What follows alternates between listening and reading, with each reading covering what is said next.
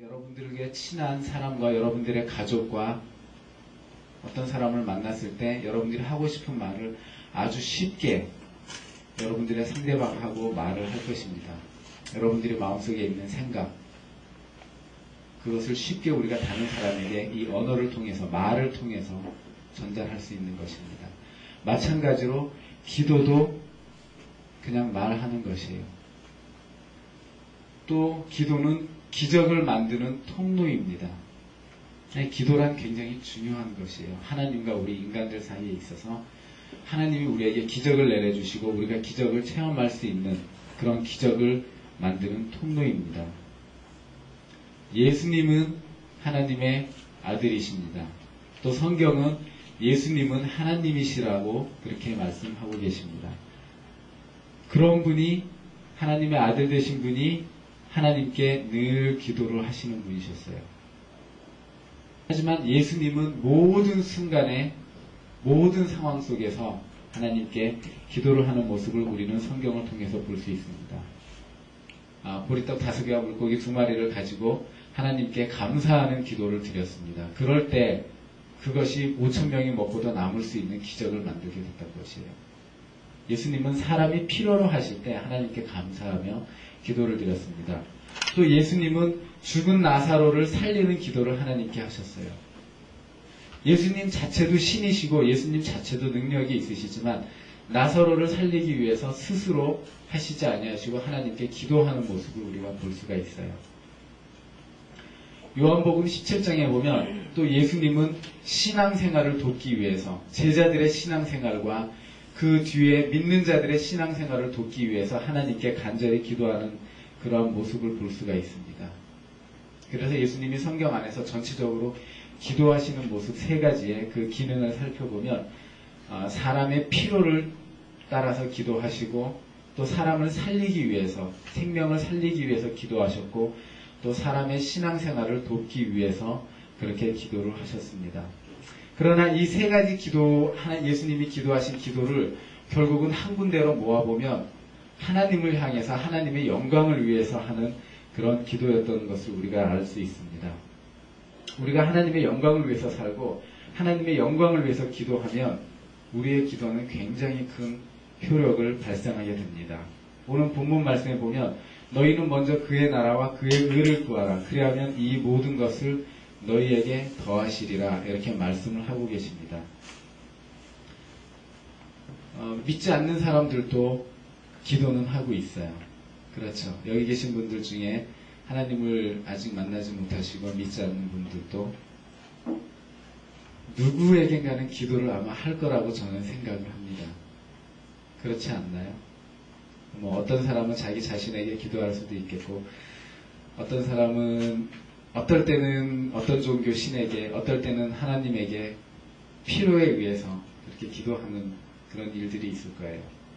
실질적으로 제가 알고 있는 많은 사람들 중에서도 하나님을 믿지 않지만 가족이 정말 위태로운 병에 놓였거나 죽음을 앞에 두고 있거나 어떤 급한 상황에 총각을 다투는 위험한 일이 있을 때 하나님과 딜을 하는 모습들을 제가 많이 봤어요.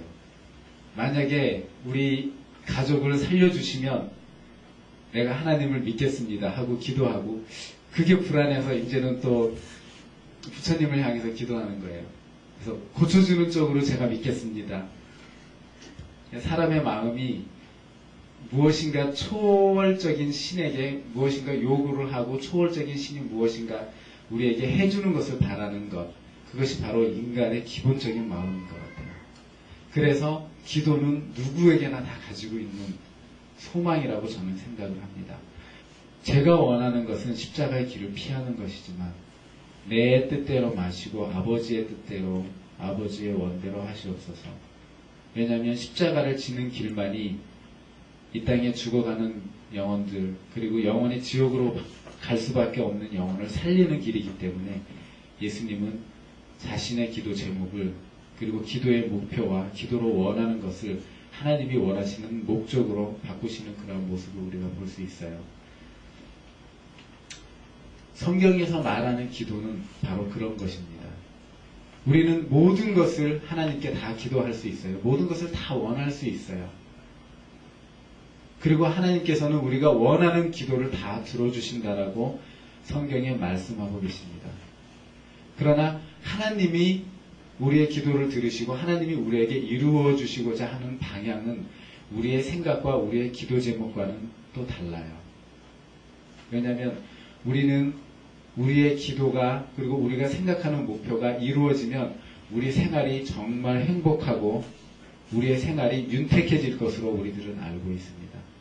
그래서 하나님 내 기도를 들어주셔서 이렇게만 해주세요. 그러면 내 생활이 정말 행복할 거예요. 내 생활이 정말 안정될 거예요. 내가 정말 하나님 앞에 나아가서 하나님을 바라볼 수 있고 하나님을 믿게 될 거예요. 그러니까 내가 원하는 대로 이렇게 해주세요. 이것이 우리의 기도 제목이 되고 우리의 기도의 목표가 될 수 있다는 것이에요. 그러나 하나님이 우리 인간을 바라보실 때 우리의 인간이 얼마나 미련하고 얼마나 가증스럽고 얼마나 이 변화를 잘하는 얼마나 마음이 잘 바뀌는 그런 인간인지 하나님은 잘 알고 계십니다. 그래서 하나님이 우리의 기도를 들어주실 때는 정말로 우리가 행복할 수 있는 방향으로 기도를 들어주시는 것이에요. 때로는 우리가 기도한 거와 반대로 기도 제목이 이루어질 수 있어요. 기도의 응답이 올 수 있어요. 하지만 우리의 과거와 우리의 현재와 우리의 미래를 아시는 하나님이 우리가 정말 행복할 수 있는 방향으로 행복할 수 있는 것으로 우리의 기도를 들어주신다는 것이에요. 그것이 우리가 하나님께 원하는 기도와 하나님이 우리에게 응답하시는 기도의 결과가 다른 것이에요. 그러나 하나님은 우리를 사랑하시기 때문에 사랑하는 방향으로 그 기도를 응답해 주신다는 것이죠. 신이신 예수님도 하나님께 기도를 하면서 기도의 삶을 살고 있었어요. 완전하신 예수님도 기도를 하는 삶을 사셨습니다. 기도가 아니면 예수님도 아무 일도 하지 않으셨어요. 기도로 하나님의 뜻을 받고 그렇게 살아가셨습니다. 그런데 어떻게 우리가 미련하잖아요. 약하잖아요. 우리는 당장 1시간 뒤에 있을 일도 알지 못하고 미래에 대해서 전혀 알지 못하는 정말 미련하고 아둔한 인간들일 뿐이잖아요. 정말 너무 약하고. 그런데 어떻게 우리가 기도하지 않고 하나님의 뜻을 받지 않고 하나님의 인도하심을 받지 않고 그렇게 신앙생활하고 살아갈 수 있겠어요? 우리가 기도하지 않는다면 그건 굉장히 교만한 것이에요. 우리가 기도하지 않는다면 그건 가장 미련한 짓이라는 것이에요. 신앙생활 한다면서 기도하지 않는다라는 것은 우리 스스로가 이기적인 사람이 되는 것이에요. 셀피시한 거예요. 왜냐하면 나는 하나님 없이도 살아갈 수 있어. 난 하나님 도움 없이도 내 미래를 내 스스로. 굉장히 이기적이죠. 그러다가 문제가 생기면 하나님 살려주십시오. 그리고 하나님 앞에 나아갑니다. 신앙생활을 열심히 하시는 분이시든 신앙생활을 열심히 하지 않는 분이시든 하나님을 믿는 분이시든 믿지 않는 분이시든 이것은 다 똑같이 나타나는 결과예요. 그래서 우리는 예수님처럼 기도하는 삶을 살아야 됩니다. 우리가 정말 이 세상을 지혜롭게 살기 위해서 이 세상을 안정되게 살기 위해서 그리고 참으로 행복한 우리의 삶을 살기 위해서는 우리가 기도하는 삶을 살아야 되고 하나님께 끊임없이 아뢰는 그러한 삶을 살아야지만 이 삶의 진정한 보람된 삶을 살 수 있고 우리가 나중에 우리의 인생을 되돌아봤을 때 하나님이 나를 지켜주셔서 내가 누구에게든지 자랑할 수 있고 누구에게든지 떳떳할 수 있는 보람된 삶을 살았다. 이렇게 아마 간증할 수 있을 것입니다. 하지만 인간은 후회의 동물이에요. 우리 마음대로 살아갈 때는 우리 인간은 죽기 전에 반드시 후회를 하게 돼 있습니다. 그 후회를 줄이는 길은 우리가 하나님을 만나고 하나님 안에서 기도하는 삶을 사는 것, 그 외에는 없어요. 하지만 우리가 하나님께 기도해야 되는 가장 큰 목적, 가장 큰 이유는 무엇이냐면 하나님이 우리의 기도를 기다리고 계신다는 것입니다. 하나님은 우리들을 기다리고 계시는 것이에요. 우리들이 기도해서 무슨 일을 이루어가기를 기도만 하면 하나님이 이루어 주시려고 무엇인가 손에 쥐고 하나님이 기다리고 계신다는 것이에요. 누구든지 다 마찬가지예요. 예외가 없어요. 여기 계신 모든 분들이 하나님께 기도해서 필요한 것을 얻기를 하나님은 기다리고 계시는 것입니다. 언제 기도할까? 그래서 내가 언제 저 사람에게 내가 이것을 이루어 줄까? 그렇게 하나님은 기다리고 계십니다. 하나님은 이 세상을 하나님이 창조하셨고 하나님의 섭리대로 운행하고 계세요. 하나님은 혼자서도 이 세상을 운행하실 수 있지만 하나님은 우리의 기도가 이 세상을 운행하는데 큰 역할을 하시기를 기다리고 계시는 것입니다. 때문에 우리의 기도는 이 세상을 움직일 수 있어요. 하나님은 우리와 함께 이 세상을 움직이시기를 기다리고 계시는 것입니다. 기도로 통해서.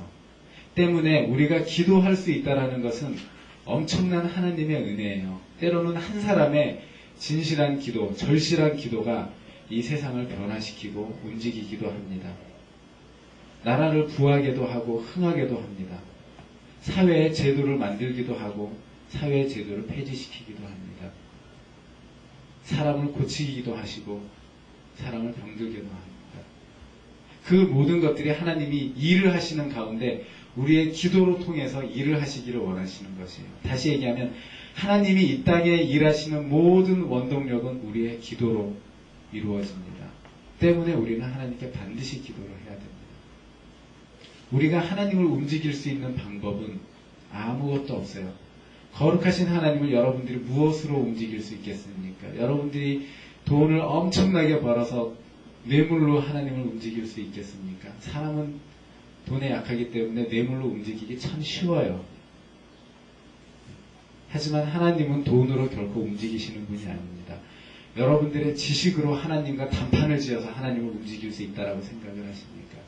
전혀 그럴 수 없습니다. 여러분들이 아무리 똑똑하고 아무리 지식이 많아도 하나님을 여러분들의 지식으로 움직일 수가 없어요. 여러분 이 땅에 아무리 센 권력을 가지고 있는 권력가라도 군사를 동원해서 핵무기를 동원해서도 하나님을 움직일 수가 없어요. 하나님은 그것들 위에 앉아 계신 분이시기 때문에 그렇습니다. 하나님을 움직일 수 있는 것, 하나님의 마음을 바꿀 수 있는 것, 하나님을 요동케 하는 것, 그것은 오직 기도밖에 없어요. 기도만 하나님을 움직일 수 있어요. 기도로 하나님을 일하실 수 있게 하는 것입니다. 때문에 우리는 기도로 세상을 움직이는, 기도로 내 인생을 조정하는, 컨트롤하는 그런 인생을 여러분들이 다 사시기를